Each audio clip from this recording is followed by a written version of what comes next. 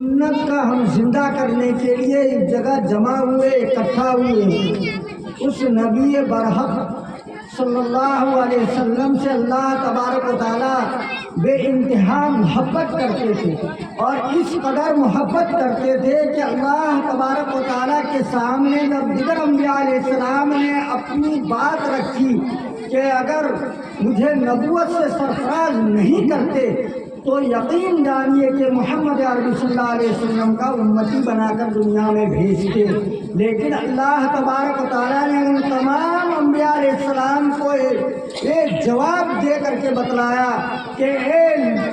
آدم علیہ السلام سے لے کر کے حضرت عیسیٰ علیہ السلام تک کے انبیاء علیہ السلام کو ایک ہی بات بتلائی۔ جب ابراہیم علیہ السلام نے بات رکھی، جب موسیٰ علیہ السلام نے بات رکھی، جب عیسیٰ علیہ السلام نے بات رکھی، تو اللہ تبارک و تعالیٰ نے ان تمام انبیاء علیہ السلام کو ایک ہی بات کو بتلا کر کے ان کی زبانوں کو بند کیا۔ میرے محترم بزرگ اور دوستو، کیا بات بتلائی؟ اللہ تبارک و تعالیٰ نے ارشاد فرمایا کہ اگر مجھے اس کائنات کو سجانا نہیں ہوتا، اس چرند پرند کو آباد کرنا نہیں ہوتا، اس پہاڑ اور سمندروں کو آباد کرنا نہیں ہوتا، اس عالم کو آباد کرنا نہیں ہوتا، اتنے انبیاء علیہ السلام کو دنیا میں بھیجنا مقصود نہیں ہوتا، اگر کسی چیز کو بھیجنا مقصود ہوتا تو محمد عربی صلی اللہ علیہ وسلم کے صدقہ طفیل میں اس دنیا کو میں نے بنایا، اس عالم کو میں نے بنایا، جنت کو بھی اللہ کے نبی کے صدقے میں بنایا، جہنم بھی اللہ کے نبی کے صدقے میں بنایا، یہ اونچے اونچے پہاڑ کو بھی اللہ کے نبی کے صدقے میں بنایا، اس ڈھاٹے مارتی ہوئی سمندر کو بنایا تو اللہ تبارک و تعالیٰ نے اس نبی کے صدقے میں، جس نبی کے امتی ہم اور آپ کہلاتے ہیں، اور اسی نبی کی سنت کو زندہ کرنے کے لیے آج ہم اور آپ اکٹھا ہوئے ہیں۔ آج ہمارا سماج اتنا گیا ہوا ہے کہ ہم اپنے نبی کے سنت کو زندہ کرنے کے لیے تیار نہیں ہوتے ہیں۔ آج ہمارے بس کے ہاتھوں میں اس چیز کا رواج نہیں ہے کہ جب بچہ پیدا ہو جائے تو اس کا اچھا، اس کے اگر لڑکا پیدا ہو جائے تو اس کے داہنے کان میں اذان دی جائے اور بائیں کان میں تکبیر پڑھی جائے۔ جب تمہارے گھر کے اندر لڑکا پیدا ہو جائے اور اس کے سر کے بال منڈوایا جائے اور اسے اچھے نام رکھا جائے اور اس بچے کو 7ویں دن عقیقہ کیا جائے، لیکن آج اسات ہونے کے باوجود بھی آج ہم اور آپ کیا کہتے ہیں، اپنے نبی کے سنت کو بالائے طاق رکھ دیے ہیں۔ آج غیروں کو دین کو اپنانے کے لیے تیار ہو جاتے ہیں، آج خرافات میں اپنے مال و دولت کو خرچ کرنے کے لیے لگ جاتے ہیں، آج دنیا کی زیب و زینت کے پیچھے اپنی دولت کو خرچ کرتے ہیں، لیکن جس نبی نے رات میں اٹھ کر کے اپنے آقا جناب محمد رسول اللہ صلی اللہ علیہ وسلم نے راتوں میں اٹھ کر کے اللہ کے سامنے مناجات کی ہے، اس نبی کے لیے، اس نبی کے امتی کہلانے کے باوجود بھی آج ہم اپنے نبی کا کتنا دل کے اندر ٹھنڈک پہنچاتے ہیں، ذرا سوچیں اور غور کریں۔ آج میری ماں اور بہنیں بھی اسی نبی کے امتی ہے، لیکن میرے محترم بزرگ اور دوستو، اگر تم محمد عربی صلی اللہ علیہ وسلم کی شہیدی بیٹے کی تاریخ اٹھا کر کے دیکھنا چاہتے ہو تو دیکھ لو کہ فاطمہ الزہرا رضی اللہ تعالیٰ عنہا نے محمد عربی صلی اللہ علیہ وسلم سے ایک مرتبہ سوال کرتی ہے کہ ابا جان، جب حشر کا میدان قائم ہو جائے گا، جب اولین اور آخرین کا اجتماع ہوگا، اس وقت میں تمہیں تلاش کروں تو آپ کہاں ملیں گے؟ اللہ کے نبی صلی اللہ علیہ وسلم بڑے اطمینان اور سکون کے ساتھ اپنے بیٹی کو، اپنے لخت جگر کو، تو اللہ کے نبی نے ارشاد فرمایا کہ فاطمہ میرے دل کا ایک ٹکڑا ہے۔ میرے محترم بزرگ اور دوستو، اس بیٹی کو جواب دیتے ہیں اللہ کے نبی صلی اللہ علیہ وسلم نے، اسی فاطمہ کی تم بھی بیٹی کہلاتی ہو، اسی عائشہ کی بیٹی تم بھی کہلاتی ہو، لیکن آج تم عائشہ اور فاطمہ کی کتنے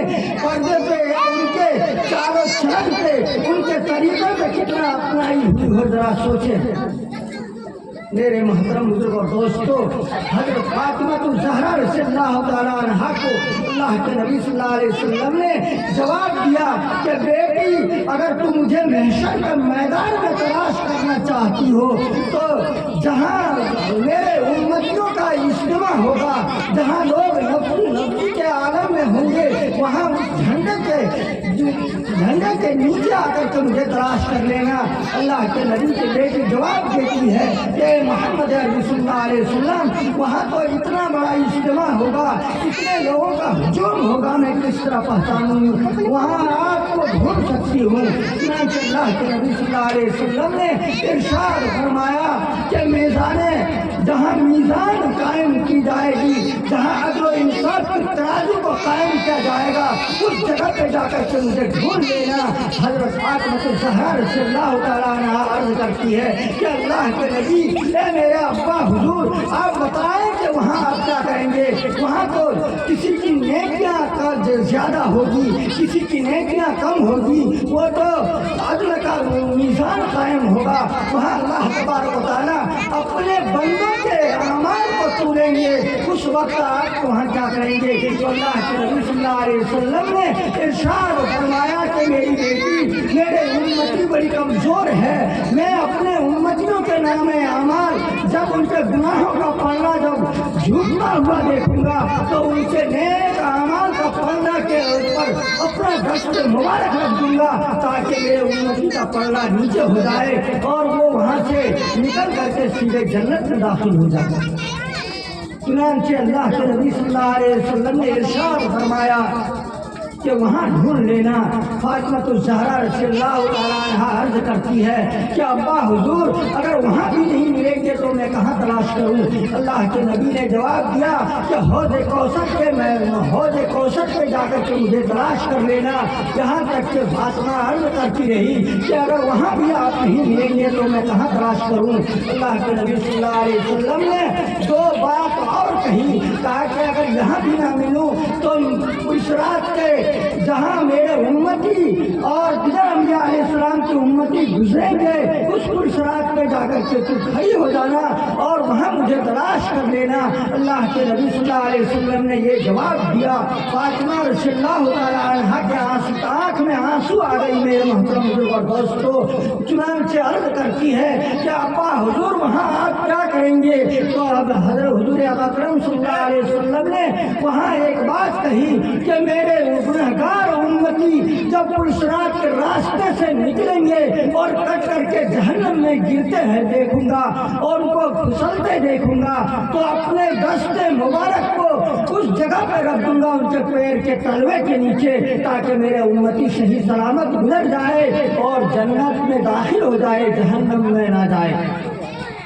چنانچہ اللہ کے نبی صلی اللہ علیہ وسلم کے سامنے فاطمہ الزہرا نے یہ بات سنی تو عرض کیا کہ ابا حضور یہ بتائیے کہ وہاں بھی اگر میں آپ کو نہ ملوں تو کہاں آپ کو تلاش کرتا پھروں؟ چنانچہ اللہ کے نبی صلی اللہ علیہ وسلم نے جواب دیا کہ فاطمہ اگر تم مجھے ڈھونڈنا چاہتی ہو تو آخری مرحلہ ہے کہ جہنم کے دروازے پہ جا کر کھڑی ہو جانا، جب میں وہاں مل جاؤں گا۔ چنانچہ اللہ کے نبی صلی اللہ علیہ وسلم نے یہ بات کہی تو اللہ کے نبی کی وہ لخت جگر آنکھ سے آنسو نکل جاتے ہیں اور عرض کرتی ہے کہ ابا حضور جہنم کے دروازے پہ کھڑے ہو کر آپ کیا کریں گے؟ اللہ کے نبی نے بتایا کہ میرا گنہگار امتی جن کے حق میں یہ فیصلہ ہو چکا ہوگا کہ اللہ تبارک و تعالیٰ یہ فیصلہ سنا دیں گے کہ یہ محمد کے امتی ہے، اس کو بھٹکتے ہوئے گنہگار امتی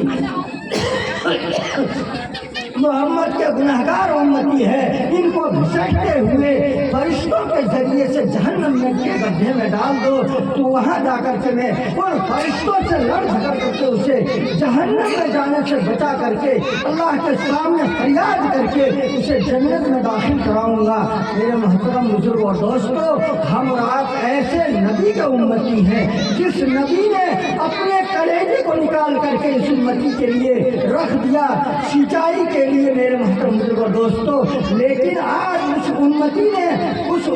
کا کیا حق ہے، اس حق کو ہم اور آپ نہیں پہچانتے ہیں۔ اللہ کے نبی کا کیا ہم پہ حق تھا، اس حق کو اللہ کے نبی نے ادا کر کے دکھلایا، لیکن ان کے امتیوں نے محمد عربی صلی اللہ علیہ وسلم کو پہچانا نہیں۔ اگر محمد کو پہچان لیتے تو آج دنیا میں ہم اور آپ شریک نہیں ہوتے، آج دنیا میں ہمیں ठोकरें नहीं खानी पड़ती। मेरे मोहतरम बुजुर्ग और दोस्तों, जिस नबी के ऊपर अल्लाह तबारक व तआला ने ऐसा बाबरकत कलाम नाजिल किया, ऐसा बाबरकत कुरान नाजिल किया कि तारीख बतलाती है कि दुनिया के अंदर जितनी भी मज़ाहिब है उन तमाम मज़ाहिब की किताबें सही नहीं है। अगर कोई किताब है तो यही कुरान मुक़द्दस सही है। इस कुरान को अल्लाह तबारक व तआला ने जब नाजिल करने का इरादा किया, नाजिल किया, तो सबसे पहले अल्लाह ने पहाड़ों के जरिए से खोल लिया, आसमानों से भी पूछा, जमीनों से भी पूछा, समुद्रों से भी पूछा, लेकिन सब ने इनकार कर दिया। और यहाँ तक कि फरिश्ते पहाड़ ने कहा कि ए परवरदिगार आलम, अगर मुझे आप अपने कलाम को मेरे ऊपर नाजिल करना चाहते हैं तो मैं रेजा हो जाऊंगा। लेकिन ये इंसान इतना जाहिल है कि इन्हीं इंसानों ने इसकी बोझ को बर्दाश्त कर उठाया। लेकिन कुरान की क्या कदर करते हैं, जरा सोचें। और अल्लाह तबारक व तआला ने कुरान को नाजिल कर